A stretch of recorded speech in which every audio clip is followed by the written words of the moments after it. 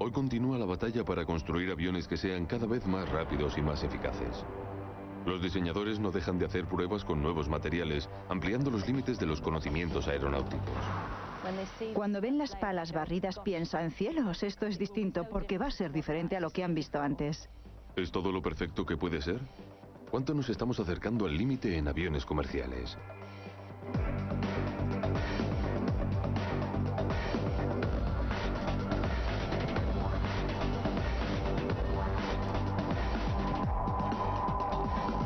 Ingenio al límite. Jets, construyendo el avión comercial perfecto. Este es el Airbus A330, uno de los aviones de pasajeros más avanzados en uso. Transporta 360 pasajeros, unos 300 más que el primer avión de línea, y los 3 motores Airbus producen suficiente energía para abastecer a un pueblo pequeño.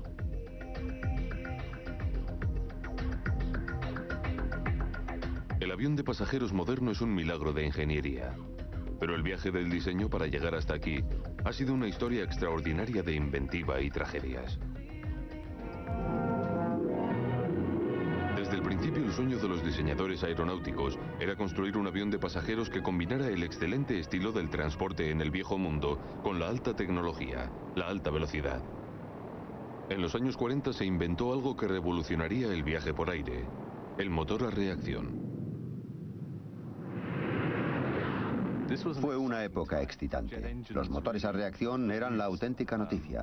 Se hablaba de ellos todo el tiempo. Los aviones a reacción aparecían en los periódicos, en las noticias. Estaban batiendo nuevos récords. Era un modo de transporte revolucionario. Y el primer avión de pasajeros que usó motores a reacción fue el Comet. El Comet fue el que atrajo la mayor atención cuando despegó.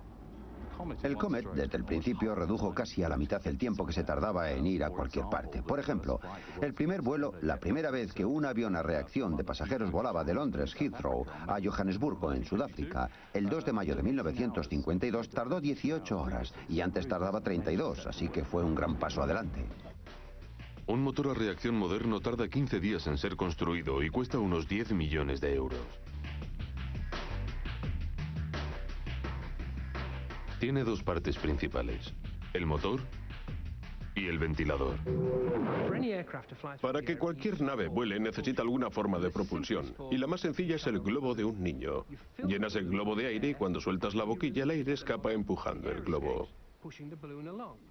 En un avión a reacción el aire lo recoge un ventilador que es dirigido por el motor.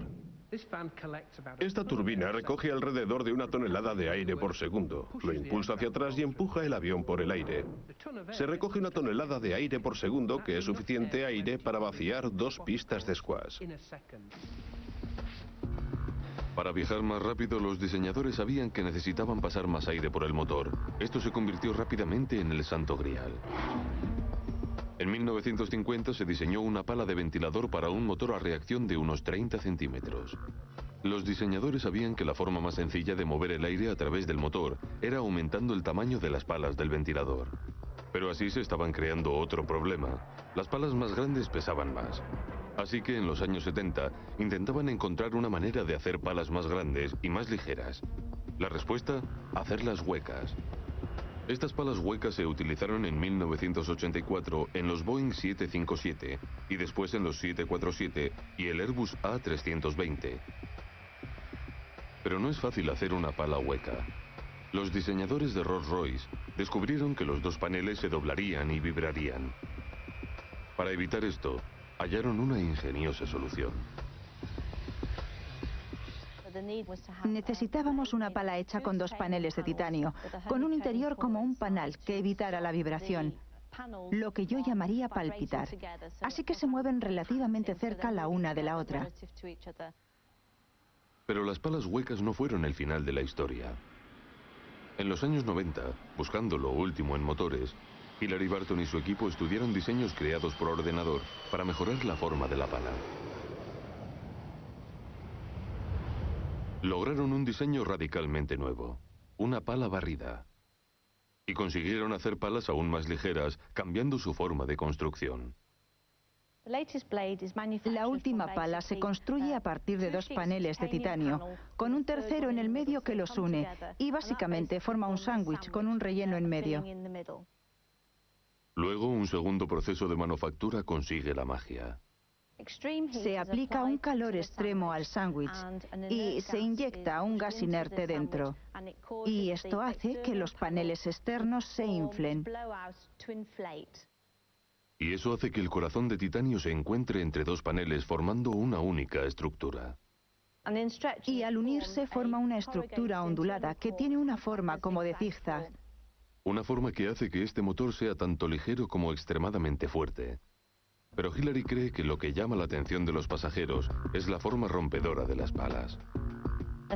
Creo que la gente va y mira la parte delantera del motor y cuando ven la pala barrida dicen, cielos, esto es distinto, porque va a ser diferente a lo que han visto antes. Después de 50 años de mejoras en el diseño, el motor a reacción es más poderoso que nunca. Pero también necesita ser probado contra los peligrosos pájaros. Desde los primeros días de la aviación, los pájaros han sido un peligro. El primer choque con un pájaro les sucedió a los hermanos Wright en 1908, cuando creó el avión de Orville. Wright chocó contra una gaviota.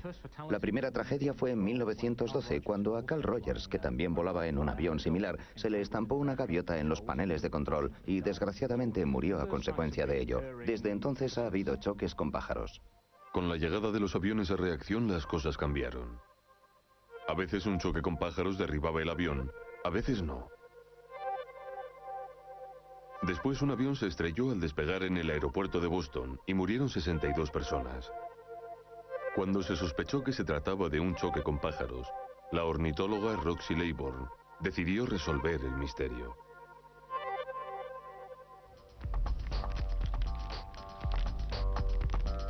Comenzó a examinar los restos de los pájaros que habían chocado contra aviones, intentando establecer si había un modelo sobre qué pájaros eran los más peligrosos. Pero inmediatamente dio con un obstáculo. En muchos casos, los restos estaban completamente destrozados y muchas veces estaban quemados debido a las altas temperaturas. Son casi como tabaco desmenuzado en textura. Las técnicas normales de identificación de pájaros son inútiles en estos casos. Pero los ornitólogos podían utilizar los modernos microscopios en busca de pistas. Esto se puede hacer con los fragmentos más diminutos de plumas de un pájaro. En el microscopio podemos buscar la estructura de las plumas de los pájaros y la podemos comparar con el material de referencia que tenemos en el laboratorio para identificar al pájaro. A medida que llegaban las muestras al laboratorio, Roxy Laybourne empezó a identificar modelos.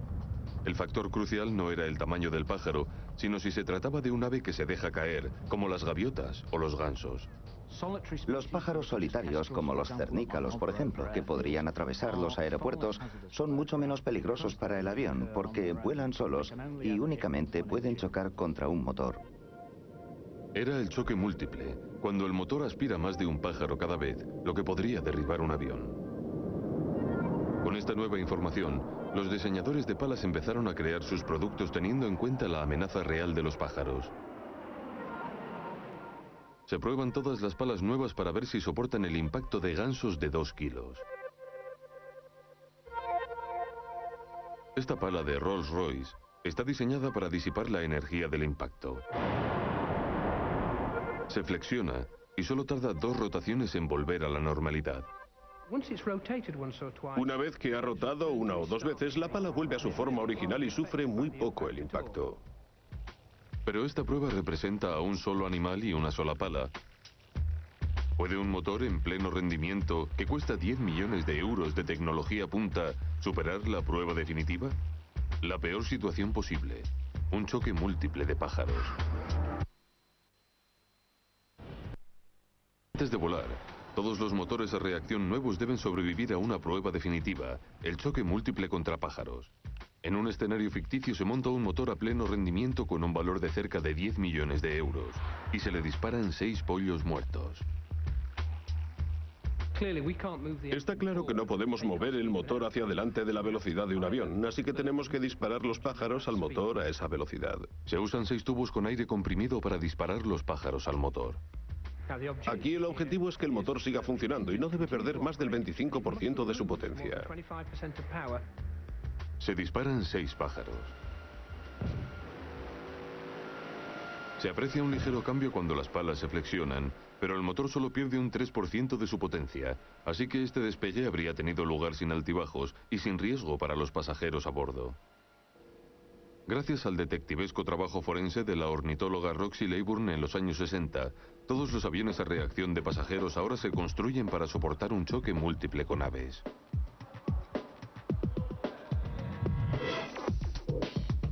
Hace 50 años el motor a reacción transformó el viaje por aire. Hoy es sorprendentemente potente y superpoderoso.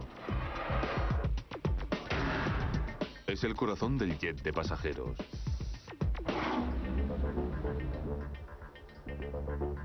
Desde su primer vuelo en 1903, para construir aviones los ingenieros han usado papel, tela, madera y finalmente aluminio.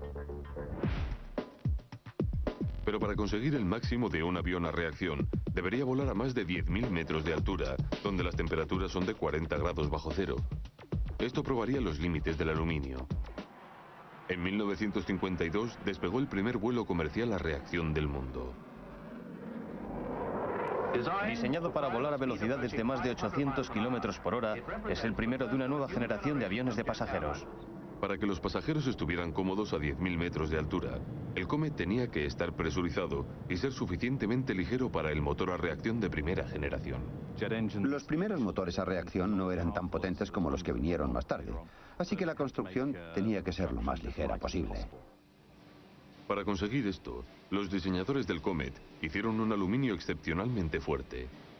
Hicieron costosas pruebas para confirmar que soportaría las presiones de la presurización. No había ningún problema. Durante un año, el Comet voló con seguridad. Pero en 1953 sucedió el desastre. Durante 1953 y 1954, el Comet, desgraciadamente, sufrió una serie de desastrosos accidentes. Toda la flota fue retenida en tierra y los investigadores de accidentes empezaron a buscar pistas de qué podía haber ido mal. A medida que se iban recuperando partes del Comet, eran inmediatamente enviadas a Farnborough, donde comenzó un laborioso trabajo de identificación y unión de las piezas. Durante meses estudiaron los restos de los accidentes del Comet y sometieron a un avión en activo a duras pruebas. El fallo que descubrieron es famoso desde entonces: la fatiga del metal. Los diseñadores del Comet habían escogido unas aleaciones muy fuertes de aluminio, pero resultó que ese era precisamente el problema. Como no se conocía en profundidad el problema de la fatiga en aquella época, no hubieran podido tener los conocimientos tan completos que tenemos ahora. Pero lo cierto es que cuando diseñas aleaciones para que sean muy fuertes, son más vulnerables a este tipo de problema de la fatiga y por eso se producen los accidentes. A la tragedia del Comet siguió una profunda investigación sobre metales y cómo se comportan en vuelo. Supuso un gran paso en la evolución de la construcción de aviones. Lo aprendido en la investigación sugería que los metales tenían que ser más gruesos y que había que cambiar el aluminio que se usaba. Y todo lo aprendido entonces sirvió para desarrollar el Comet 4. El Comet 4 era el producto de ese intenso estudio. Martin Painter es un auténtico entusiasta. No solo tiene grandes conocimientos sobre el Comet, sino que también tiene un poco en su garaje. Bueno, aquí tenemos dos secciones del antiguo Comet 4 Boeing. El avión formaba parte de una flota que empezó los primeros servicios de línea transatlánticos en 1958 y he conseguido un par de piezas. Un experto estudió una muestra de la pieza de Martin y demostró ser impresionante. Cuando probamos el material del Comet, nos sorprendió el alto nivel de fuerza que se había conseguido. El material del Comet está de hecho cómodamente dentro de los márgenes de las exigencias actuales para este tipo de aleación. La relación entre fuerza y peso del aluminio que usó para construir el Comet 4 todavía es la mejor que se puede conseguir. No es sorprendente que este material todavía se use hoy en día para fabricar aviones. Lo que el desastre del Comet enseñó a los diseñadores de aviones no era solo el peligro de la fatiga de los metales. También aprendieron a realizar la aleación exacta necesaria para las diferentes partes del avión. Así que usarías aleaciones diseñadas para soportar grandes fuerzas en la superficie superior del ala y usarías aleaciones que tuvieran buenas propiedades contra la fatiga en la parte inferior del ala. La tragedia del Comet 1 impresionó profundamente a los diseñadores. Revolucionó su concepción de cómo un avión puede ser ligero y a la vez seguro.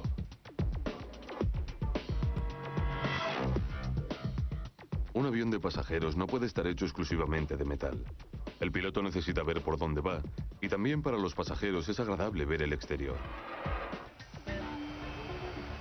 En los aviones de pasajeros del futuro las ventanas serán duras como el acero y ligeras como una pluma. Esto todavía no se ha conseguido, pero este es el objetivo que ha estimulado a los fabricantes de vidrio durante medio siglo. En los años 50 la tecnología era un factor que limitaba y reducía el peso, así que usaban la mejor tecnología que había entonces, que era el endurecimiento convencional. El vidrio hecho de esta manera se había usado en aviones a propulsión, pero ahora todo había cambiado. Los vuelos a reacción exigían que el vidrio fuera más ligero y más fuerte que el endurecido con aire, así que comenzó la carrera en busca de un vidrio más fuerte.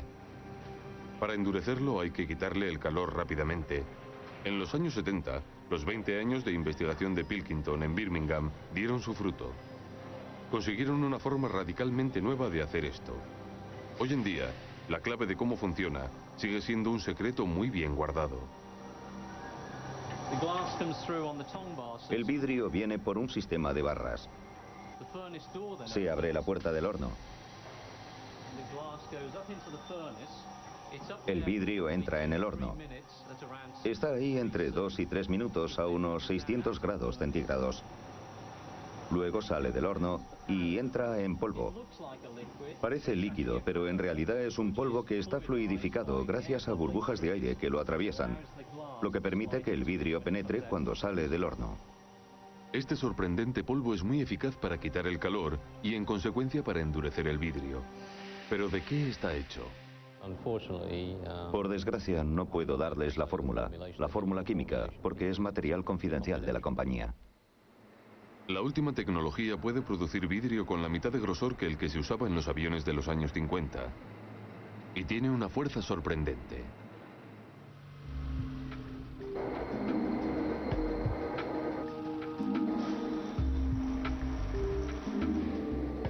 En este experimento, se va a levantar un vehículo que pesa casi 1000 kilos. Todo el peso estará soportado por una sola pieza de vidrio. Es un vidrio endurecido químicamente. Ha sido endurecido sumergiéndolo en las sales calientes derretidas. Y tiene 8 milímetros de grosor. La barra de vidrio se coloca en la parte que levanta el peso. La grúa levanta el dispositivo hasta que todas las cadenas y soportes se tensan. En la siguiente fase, cuando se levanta el vehículo, es cuando la barra de vidrio de 8 milímetros soporta todo el peso.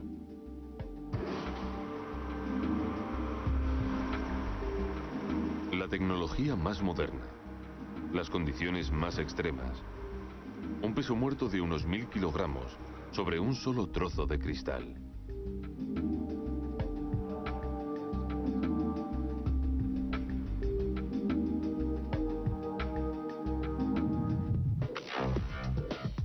El avión más moderno necesita materiales ligeros, fuertes y que se prueben hasta el límite. ¿Pero qué hay de la forma del avión de pasajeros? El cuerpo del avión apenas ha cambiado en 50 años, pero las alas han sufrido un cambio espectacular. Cambiar la forma de las alas es una herramienta que los diseñadores pueden usar en su intento por conseguir aviones más rápidos y con mejor consumo de combustible. El Comet tenía alas formando ángulos rectos respecto al fuselaje, pero en los años 60, las alas de los aviones a reacción tenían un ángulo bastante diferente. Las alas de la primera generación de aviones comerciales eran básicamente similares a las que se usaban en los aviones a propulsión. Se necesitaba un ala que pudiera limitar el aumento de la resistencia a medida que el avión volaba cada vez más rápido con los motores a reacción. Estas alas más finas y orientadas hacia atrás permitieron a los aviones volar más rápido.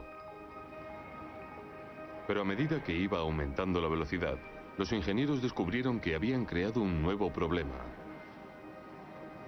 Cuando vuela un avión, el aire que se mueve en la parte superior del ala viaja más rápido que el aire que va por debajo. A medida que los aviones se acercaban a la velocidad del sonido, algo empezaba a ocurrir en la parte superior de las alas que era realmente preocupante. La corriente de aire en la parte superior del ala iría más rápido que la velocidad del sonido, y de algún modo en la parte superior del ala se generaría una fuerte onda de choque que tendría mucho impacto, y eso es inaceptable. Hay que volar con muy poco impacto en el ala. Para eliminar esto, Jeff Yap y sus colegas realizaron experimentos en el túnel de viento. Primero, aumentando aún más el ángulo de las alas. Nos dimos cuenta que orientando las alas hacia atrás, como en este pequeño avión moderno, el A330, donde se ve que el ala no es perpendicular al fuselaje, sino que está inclinada hacia atrás, vimos que eso también ayudaba a reducir la formación de ondas de choque cuando se aumentaba la velocidad. Durante más de una década se siguió modificando la forma de las alas hasta que finalmente completaron el puzzle. Podemos usar nuevos programas informáticos para diseñar teóricamente el flujo de aire y luego lo comprobamos en el túnel de viento para comprobar que hemos conseguido lo que estamos diseñando y los resultados han sido realmente buenos. Han diseñado un ala supercrítica. Hay que pensarlo un poco, pero el aire va a velocidad supersónica en gran parte del ala, incluso cuando el avión está volando por debajo de la velocidad del sonido. Y esto se consigue sin tener ondas de choque, que harían el vuelo poco económico. Y esta ingeniosa maravilla tecnológica es ahora la que escogen los fabricantes de aviones de todo el mundo.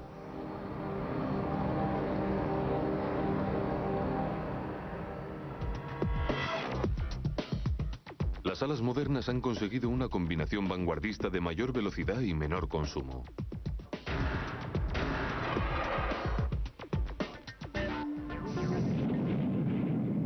El Comet marcó el comienzo de un medio de transporte completamente nuevo. Y desde entonces, los diseñadores de aviones han estado refinando este concepto básico. Esta podría ser la última variación del tema. El Airbus 8380, con 2 cubiertas de 800 asientos cada una. Es un avión muy grande, que seguramente se acerca al tamaño límite que un avión podría tener con los materiales y técnicas de hoy. Se exploran alternativas radicales, pero por ahora, aquí está el límite de los aviones de pasajeros.